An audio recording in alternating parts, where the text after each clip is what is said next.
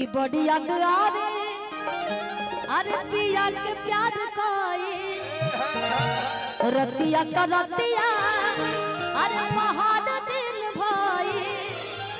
कि का कही हमरा अरे करे जडाल नूर के कि का कही हमरा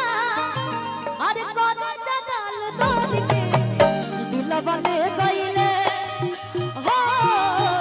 दिलवा ले गइले राजा बोतल में भर के दिलवा ले गइले राजा बोतल में भर के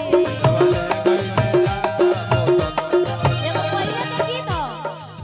झूलने का रंग काटा हमार पिया झूलने का रंग काटा हमार पिया ए हो हमार पिया ए हो हमार पिया ए हो हमार पिया ए हो झूलने का रंग काटा हमार पिया झूलने का रंग काटा हमार पिया दिलवा ले गइले राजा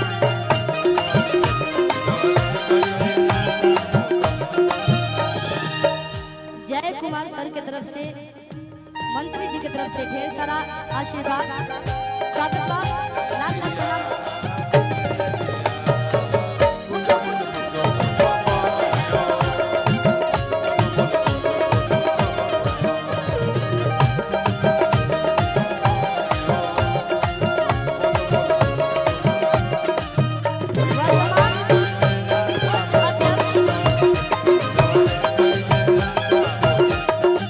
औरतिया कहा तरी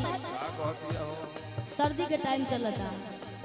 आज सरद में गवना करावला बेदरादी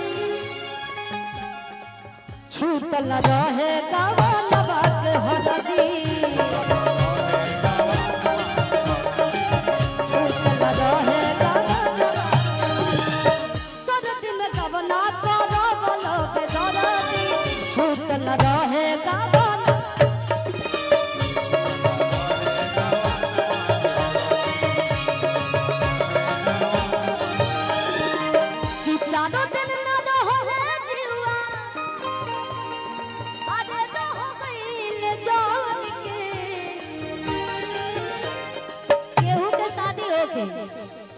हमें कहबे जा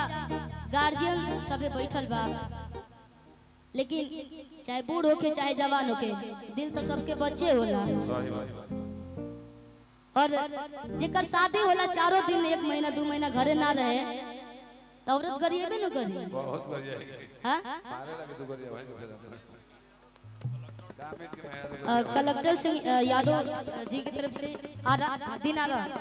भैया की तरफ से ढेर सारा आशीर्वाद कलू भैया गाड़ी सुनता नहीं यो के रोज प्रोग्राम करता नहीं बियाह के पहले ही से कलू भैया गाड़ी सुनाते और रतिया कहा तरी कि चारों दिन ना रहला जीवा आज रह गइले जोड़ के दिल वाले गइले हो दिल वाले गइले राजा बोतल में भर के दिल वाले गइले राजा बोतल में भर के